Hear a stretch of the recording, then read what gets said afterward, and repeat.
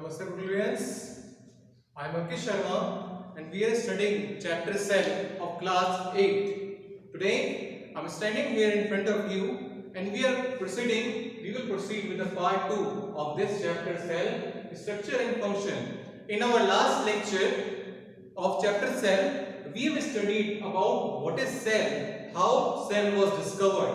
So cell is a basic structure functional unit of life, or cell is a fundamental unit of life. Okay, so after that I told you how the cell was discovered. Cell was discovered in 1665 by the scientist named Robert Hooke. Okay, so first of all, at that time 1665, Robert Hooke was discovering there are different types of cell.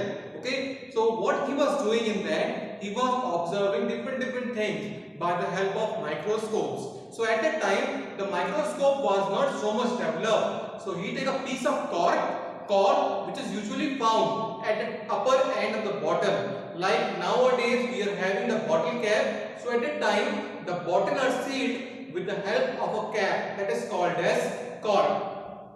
Cork is basically obtained from the plant. So when he was observing the cork under the microscope, then what he found? He found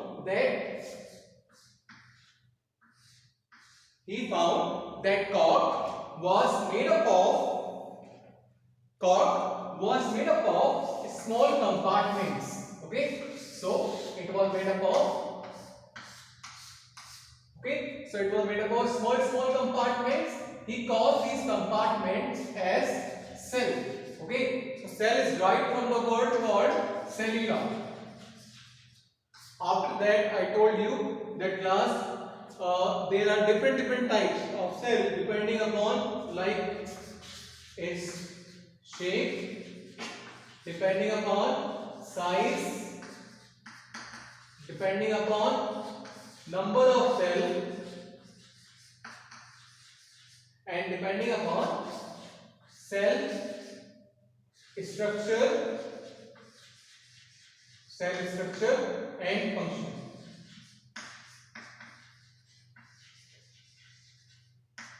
Okay students, so in our last lecture I told you about that cell is of different types depending upon either its shape, depending upon its size, depending upon number of cells, how many cells are there, and depending upon cell structure and function. Okay class, so in our last class I told you that how the cell is divided into on the basis of number of cells. So on the basis of number of cell is divided into two parts, that is known as multicellular and unicellular. Okay, so one more thing I want to tell you except this. Okay, so what is that? Like I told you, in 1665 Robert Hooke discovered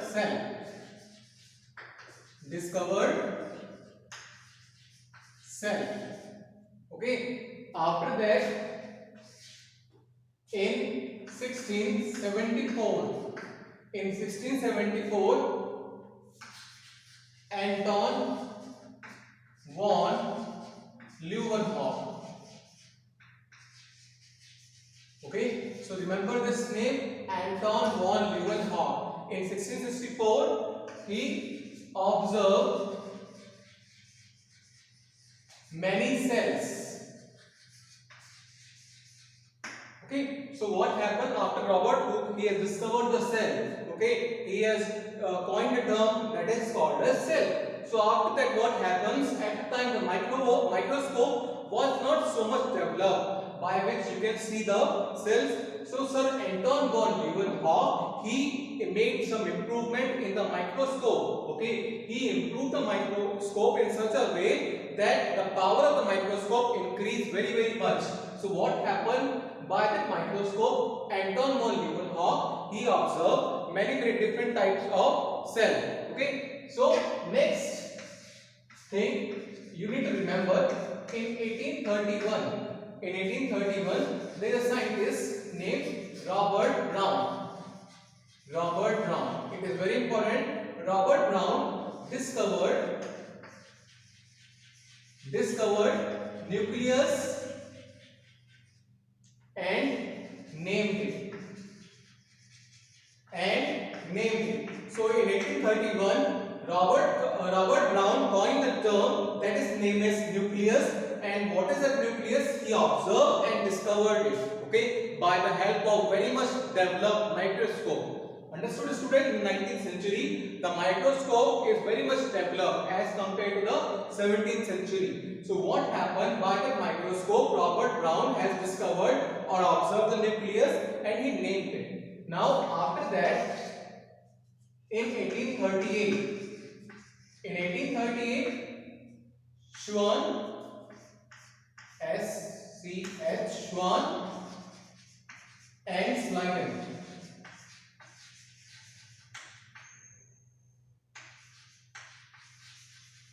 Schwann and Schleiden, they discovered, or you can say they gave cell theory. Okay, so what I say, in 1838, Schwann and Schleiden, they gave cell theory, or they discovered a theory and they name it together that it is cell theory. Now, what is a cell theory is? Let us see what cell theory is all about. Okay, and cell theory is very, very important. It is very important, like in physics we are having so many theories. So in biology we are having cell theory. Now, what does cell theory say? Let us observe the postulate of cell theory. Cell theory suggests that all living things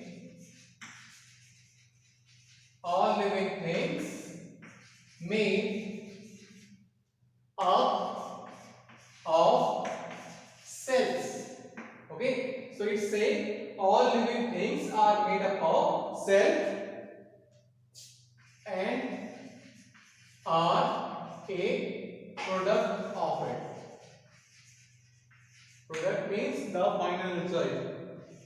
Okay, so what does the first postulate say of cell theory? That all the living things you observe, either plants, either animal, either human beings, no matter what, all the living things are made up of smallest unit, and that smallest unit is named as cell.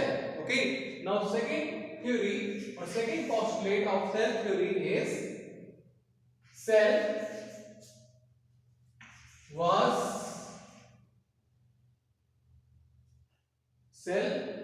was formed only from the pre-existing cell.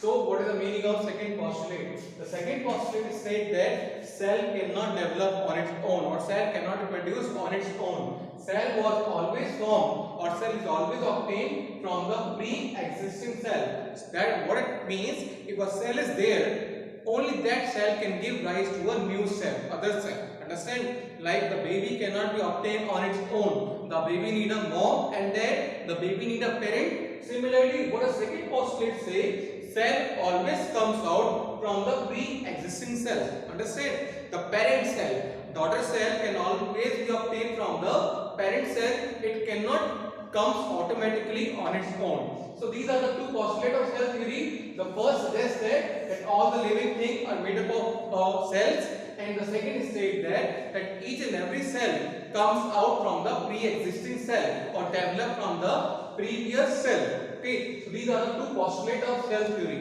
Now, after studying the cell theory, after studying all about this introduction, we will proceed where we are. I told you classification of cell can be done on the number of bases, like number of cell, like size, like its function, shape, or cell structure and function. Okay, so in our last lecture, we have studied on the basis of number of cells. Cells are of two types: unicellular and multicellular.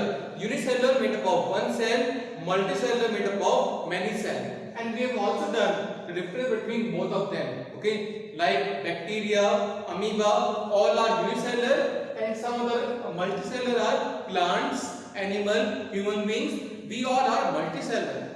I hope you understand. And in the previous video, you can see the description in detail. Okay, difference in detail. Now, let us proceed with the next topic, that division or classification of cell on the basis of shape. So, second classification of cell we are going to study on the basis of shape. Okay, so cell can be polygonal, rectangular, quadrilateral, pentagon shape. So cell can have polygonal shape. Polygonal means which have many sides. Okay, cell can have polygonal shape. It can be either quadrilateral, it can be either triangle, it can be pentagon. Okay, so cell can have polygonal shape. Cell can have branch. Cell can have shape like disc. Cell can have a shape like spindle or cylindrical.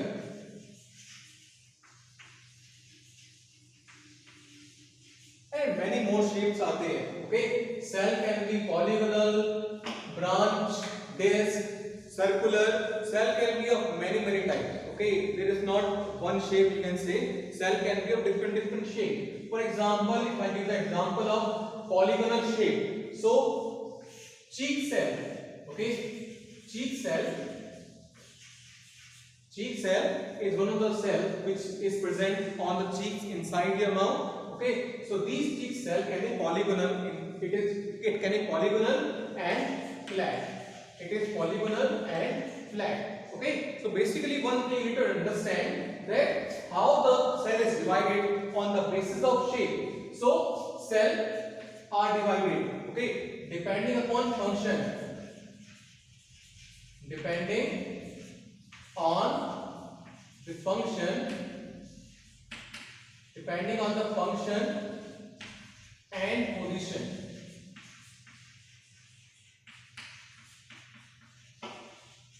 Okay, so depending on the function and the position of a cell can have different shape. Understood? Like suppose a cell is present inside the body. Okay, so it can have a particular shape, but the cells which is present outside the body or on the skin, they can be flat. So depending upon the function that what the cell need to do, the cell can have a particular shape, and depending upon where the cell is, the cell can have a particular shape. So the first one is polygonal and flat. So polygonal and flat cell can be found in the cheek cell or in the skin cell. Okay, skin cell can be, or the layer of skin, it can be like cubicle. So that can be the shape of the cells. So it is like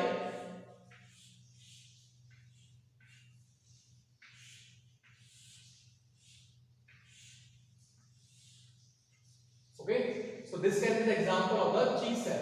Okay, so polygonal and flat. Cheek cell are polygonal and flat. Now next is branch cell. So example of branch cell can be neuron.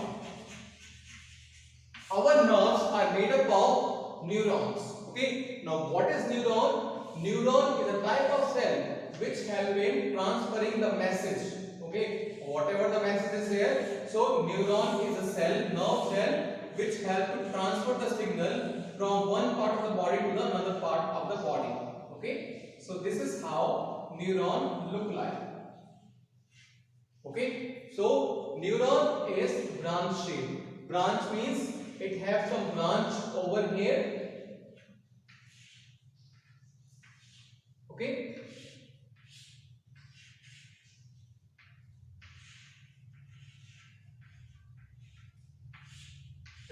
understood students? So neuron is branch. Why it is branch? Because it have to take the signal from the previous cell and it have transferred the signal to the other cell. So that's why this is the shape of the neuron. Okay. Next is disc shape. Now what is this? You might have seen a 3D. So outer one, inner one. This type of shape, particular shape, is known as disc shape, oblong shape. Okay. So this type of shape is of RBC. RBC. RBC stand for red blood cell. Red blood cell. Okay. And last but not the least, spindle and cylindrical shape. The example of this is muscle cell. The cells which are present in our muscles.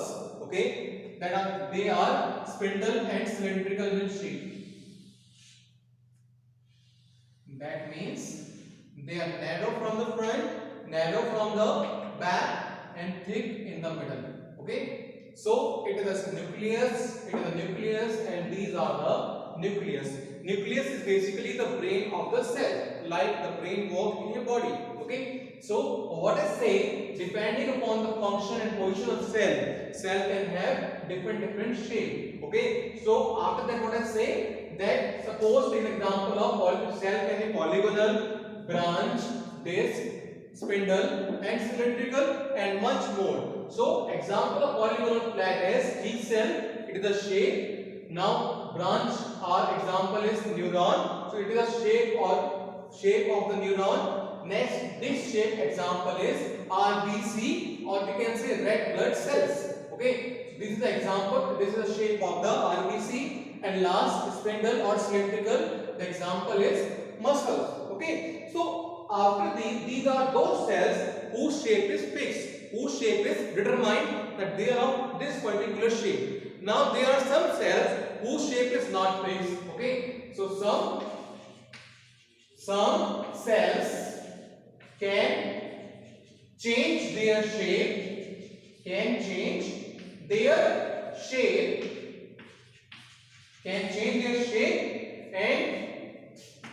depending upon its function. For example, amoeba and WBC. And what is WBC? White blood cells. Okay, so amoeba and WBC are those cells whose shape is not fixed. They can change their shape according to it. You have studied about WBC in class 7. Along amoeba also you have studied about in class 7. Okay, so what is amoeba? Amoeba is a unicellular organism which does not have a particular shape. It can change its shape. So this is a particular shape of the amoeba. Amoeba can change its shape, and these feet, by the help of these feet, the amoeba move, and these feet are called as pseudopodia. Pseudopodia, or you can say false feet. Okay, so it is all about shape of the cell. Now, depending upon next topic, next classification of cell on the basis of size. Okay, so size of cell does not depend upon the size of the organism. Okay, if organism is small, you cannot say the shape of the cell should be smaller. Okay, so what I mean to say by this line is, suppose you are having two organisms. One is a mouse and one is a giraffe or elephant. It could be possible that the size of the elephant cell can be smaller than the rat. Okay. So next, classification of cell on the basis of size. Okay. So size does not depend. Size of a cell does not depend on size of organism.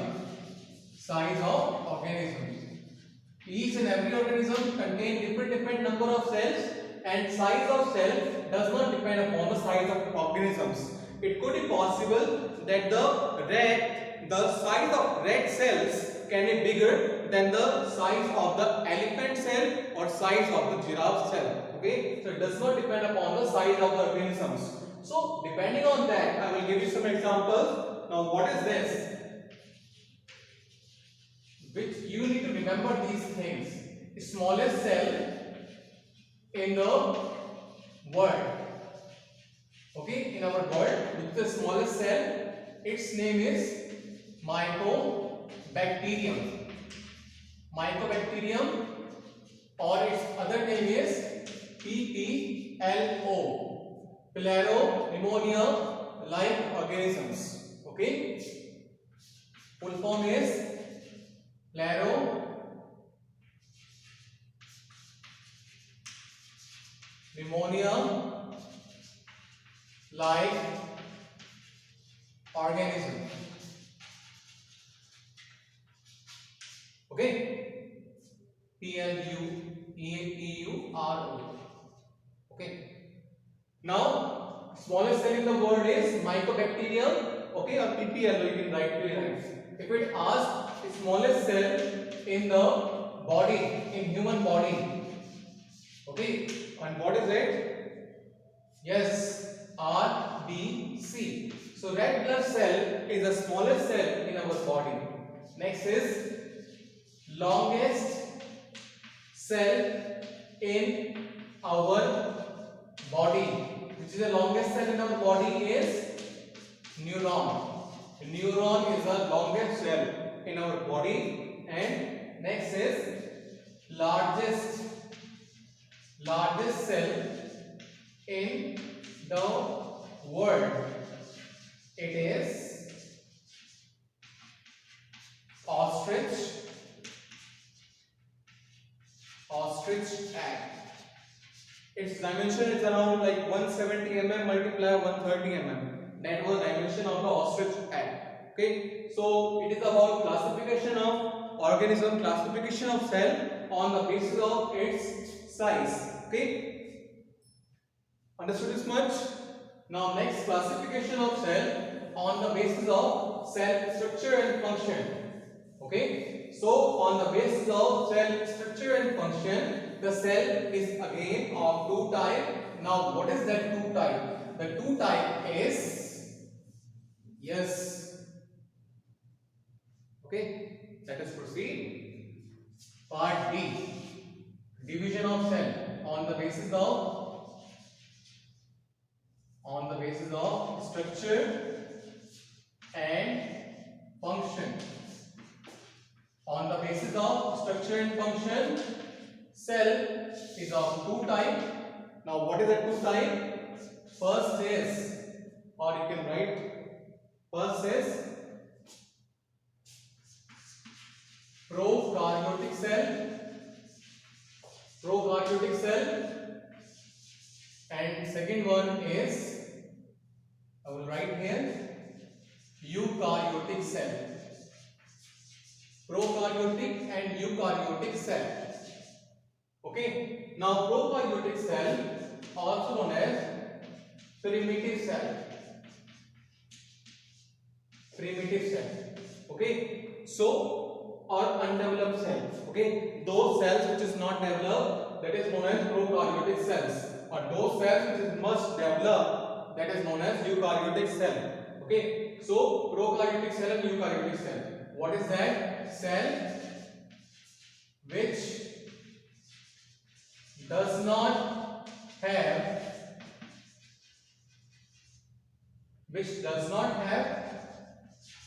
nuclear membrane. Cells which does not have nuclear membrane. Cell organelles. Okay, cell organelles are called prokaryotic.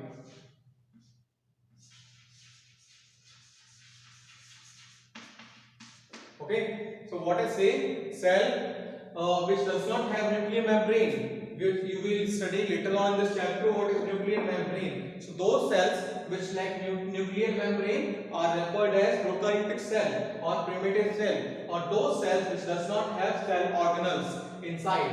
They are the basic cell, you can say. They are very much basic cell, they don't have cell organelles. These type of cells are known as prokaryotic cells. Okay, they look like a cell in the ancient time. They are not very much developed. Okay, so the example of it are cyanobacteria. Cyanobacteria is also known as blue green algae. Another one is bacteria itself. Bacteria itself.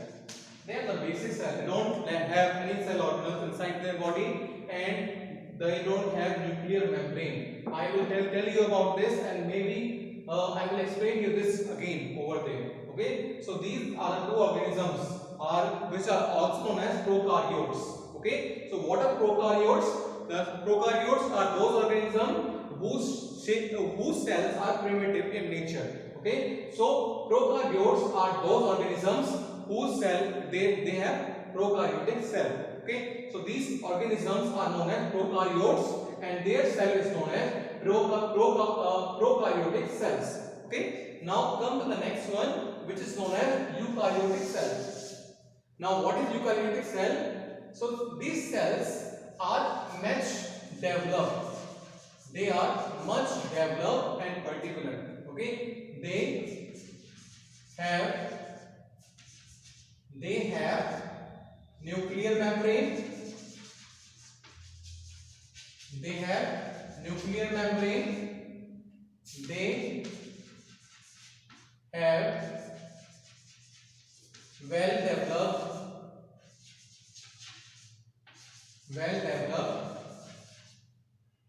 organelles or cell organelles. Okay. Examples are fungi and protozoa. Let us understand all this what I write on the board. Okay. Unlike what I say here, they are undeveloped cell or basic cell. They are developed cell. Okay. It is a difference. Next, these cells does not have nuclear membrane, while eukaryotes they have nuclear membrane or nucleus, you can say. Next is these cells do not have cell organelles. Okay, but these cells they contain cell organelles. Like in our body, we contain different organs, stomach, lungs. Similarly, these type of organs are absent in prokaryotic cell. But these type of organelles which is present inside cell, they are present in the eukaryotic cell. Okay, so eukaryotic cells can be of human, animal. They are well developed plant cell, human cell, or animal cell. They are developed one, so they can be considered classified as eukaryotes. But prokaryotes is a basic cell. Now, what happened after that? Example is cyanobacteria, and bacteria are the example of the prokaryote cell. While the example of the eukaryotes are fungi and protozoa. So these organisms are present in the water. Protozoa are unicellular organisms which are found basically in the water body, either fresh water or salty water. I think this much will be enough for you for today, and I hope students this lecture will be very much interesting for you guys. So I hope guys you will stay safe, you keep on studying. We will meet in the next lecture. Till then, take care. Namaste.